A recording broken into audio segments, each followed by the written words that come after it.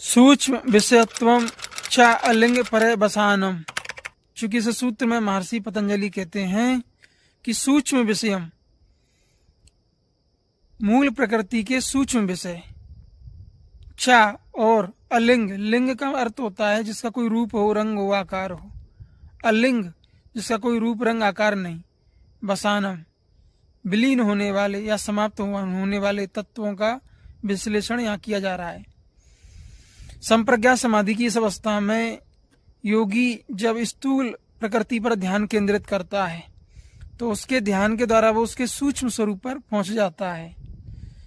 सूक्ष्म विषयत्वम, सूक्ष्म विषय जैसे पंच महाभूत, पृथ्वी, जल, अग्नि, वायु, आकाश, इनकी सूक्ष्म तन्मात्राएं, शब्द, स्पर्श, रूप, रस, गंध, और इनसे भी सूक्ष्म कारण तत्व मन, बुद्धि, चित्त, अहंकार, इनमें भी इनके भी जो सूक्ष्म कारण हैं वो है अहंकार या अस्मिता। इसका भी सूक्ष्म कारण है बुद्धि, जो अलिंग तत्व है।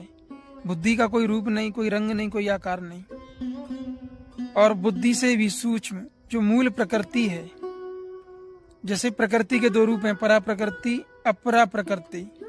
जो दोनों प्रकृति हैं उनमें भी प्रकृति की जो सूक्ष्म अवस्था है, अति सूक्ष्म अवस्था, उस अवस्था में जाकर सभी पदार्थ विलीन हो जाते हैं।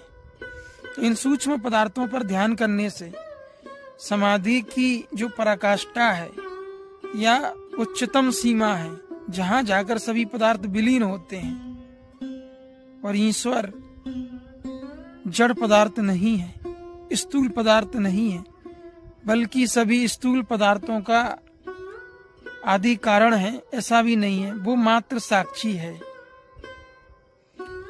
सभी पदार्थ अपनी सूक्ष्म अवस्था में जाकर के विलीन हो जाते हैं, जिसे अव्यक्त अवस्था कहते हैं।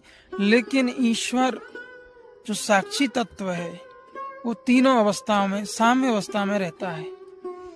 प्रकृति के सूक्ष्म गुण, सतोगुण, तमोगुण और रजोगुण, ये तीनों चित्त में काम करते हैं। लेकिन जब तीनों गुण अपने कारण आत्मा या साक्षी में विलीन हो जाते हैं तब वो उनकी साम्य अवस्था कही जाती है। और इन्हीं सभी अवस्थाओं में भी ईश्वर साक्षी रहता है। तो सूक्ष्म विषयत्वम च अलिंग पर्यवसानम, अति सूक्ष्म प्रकृति पर ध्यान करने से साधक का जो चित्त है वो उसके मूल तत्व तक पहुंच जाता है। ये अवस्था भी संप्रज्ञात समाधि है, समाधि की एक अवस्था है।